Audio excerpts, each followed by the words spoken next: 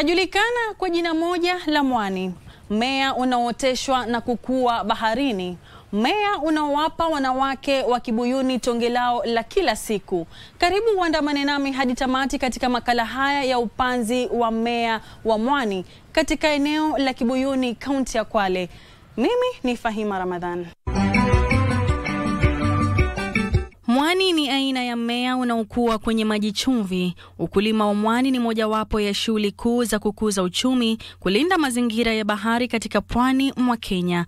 Ukulima wa mwani hufanyika karibu na fukwe za Bahari Hindi katika maji yenye kina kifupi, safi na tulivu. Wanawake wa Mbuyuni, eneo bunge la Lungalunga, kaunti ya Kwale, wamejikita kwenye kilimo cha zao la mwani. Kama vile wakulima wanavyotumia shamba la ardhi, wanawake hao hutumia bahari kulimia mwani. Wanawake mbalimbali wanaoishi kando kando ya bahari wametambua fursa hii kujiajiri na kujikwamua kutoka kwenye lindi la umaskini katika uchumi wa rasilimali za bahari. Mimi ni mkulima wa mwani ambaye kwa sasa hivi nawakilisha community nzima, manake mradi wetu si wa kikundi, ni wa community. Nimeanza kitambo, mradi ulipoanza tu kutoka ulipoanza utafiti mwaka wa 2002 mpaka hivi.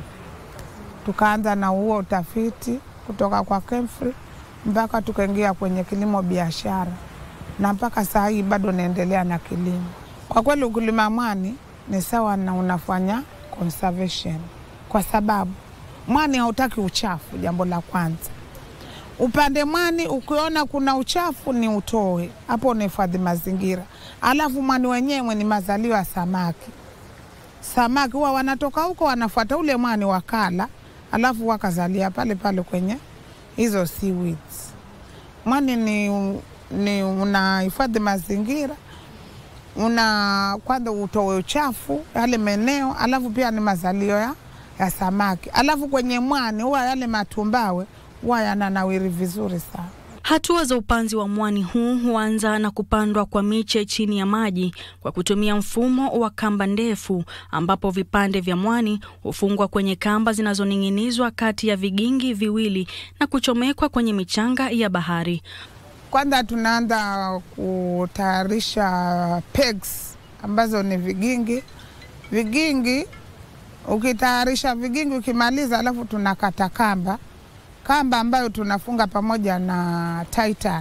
Kamba ndefu ya mita 10. Alafu tunafunga tie-tie ambazo tunapima sentimita 20. Ama kama sisi wakulima hatukusoma, huwa tunatumia hivi vidole.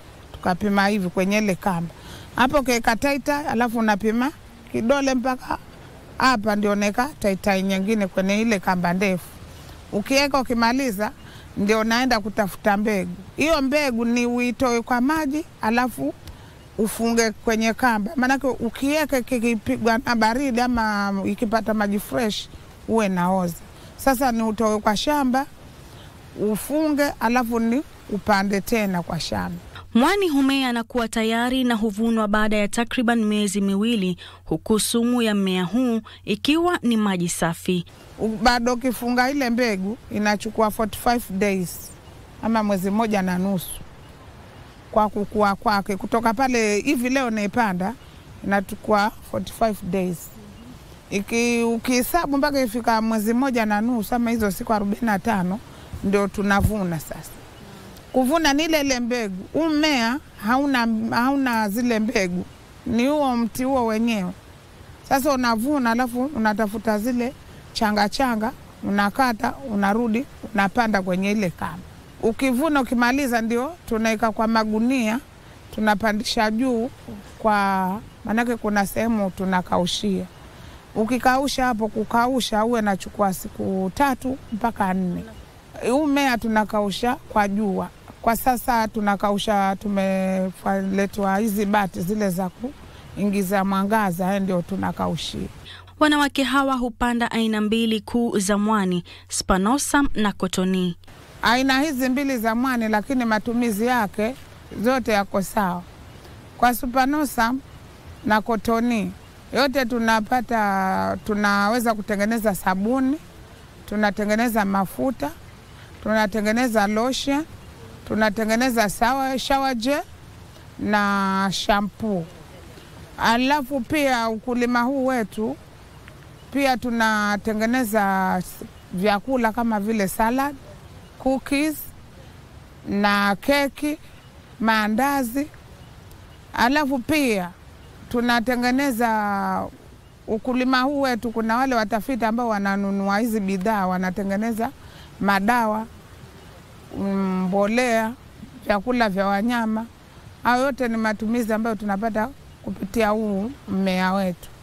Mwani aina ya Spinosum huwa na virutubishi muhimu katika mwili wa binadamu, ikiwemo kalsiamu inayoimarisha afya ya mifupa, magnesiamu ambayo inastawisha misuli, zinki kwa uponyaji wa vidonda, pia huimarisha afya ya uzazi.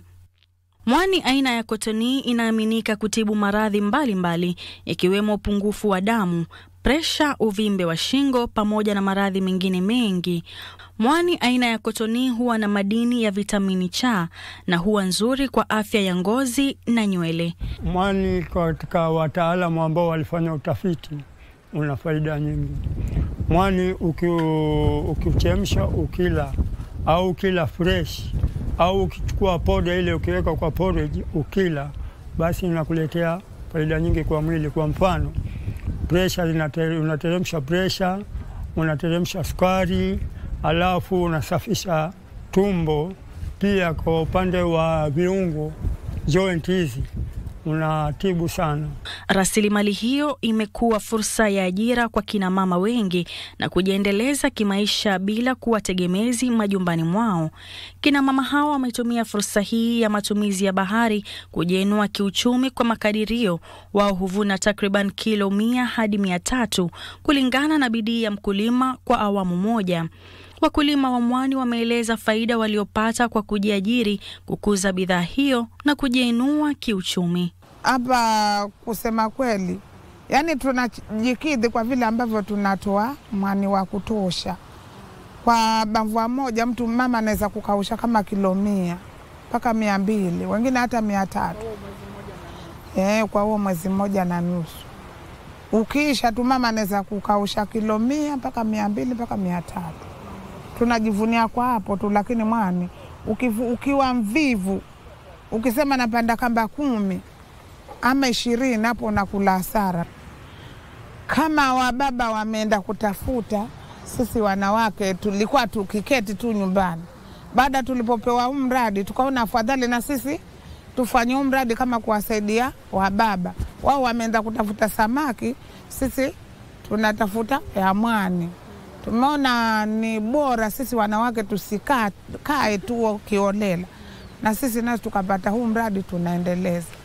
Faida ile ile tunayopata ndogo, ile ndio tunatumia tukasomeshia watoto.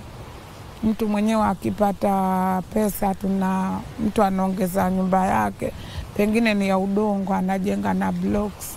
Mimi wakati nafanya fishing peke yake ilikuwa kidogo maisha yana shida, kwa sababu hiyo fishing iangalie mambo ya shule, iangalie mambo ya magonjwa, iangalie yani mambo yote ilikuwa hata kina mama pale nyumbani naangaliwa na.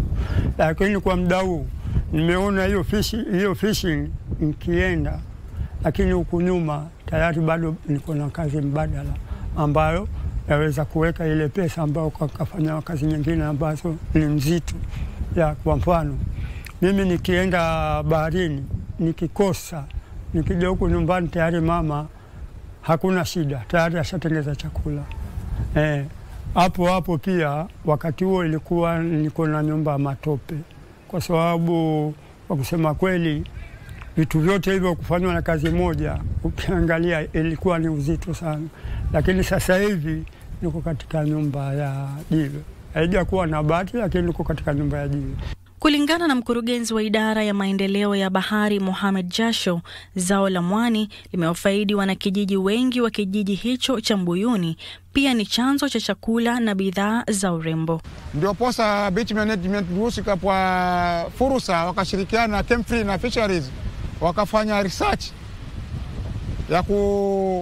ya kupanda huu mwani, kwa sababu hapo zamani watu walikuwa hawajui kwamba mwani na matumbahu yanaoana ama hayaoani. Research ilifanywa kwanza, na ikakubalika kama seaweeds inawezekana kufanyika huku, ndio ikafanywa. Wote ni ushirikiano wa Beach Management Unit na serikali na wakulima wa mwani. Kwa hivyo tunashukuru hii kitengo cha seaweeds ama hao wakulima wa mwani ndio ambao wamefanya hiki Buyuni ikawa kipaumbele kujulikana kwa serikali, kwa sababu wanazalisha mwani kwa wingi na wanapeleka kwenye masoko na watu wanapata pesa zaidi kuliko uvuvi.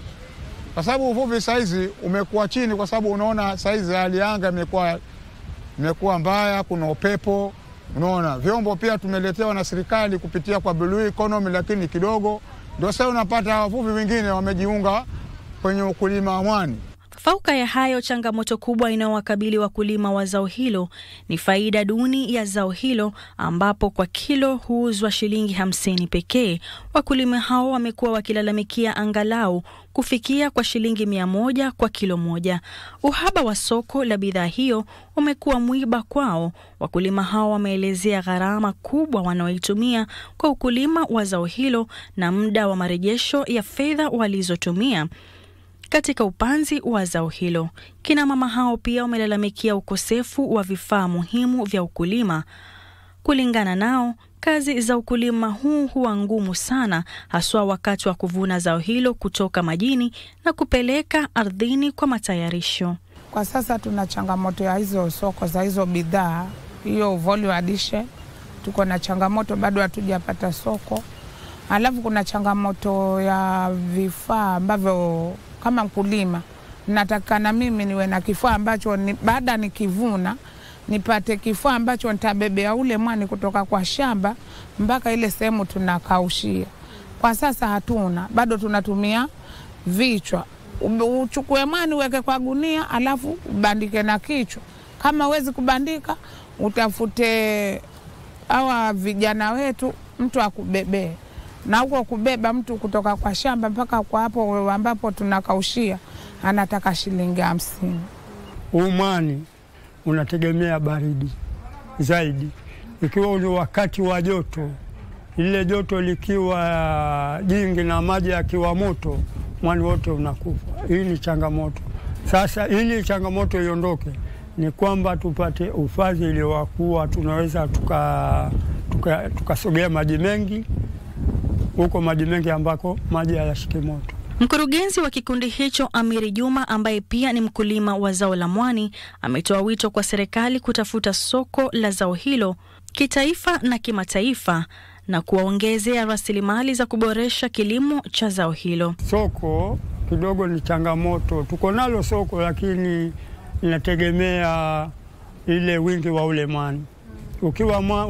Ukiwa mwani umepata kwa wingi, kwa mfano kontena 2, kontena 3, basi soko halina shida. Lakini kutokana na changamoto hizo za kuwa kidogo haupatikani hivyo kwa mara moja, ndio utakuta soko ni ya kuchelewa. Sasa wakati soko ikichelewa, ndio sasa tunauzia wafanya biashara wadogo ambao wako ndani ya Kenya.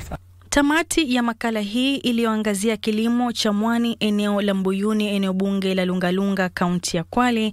Mimi ni msimulizi wako Fahima Ramadhan.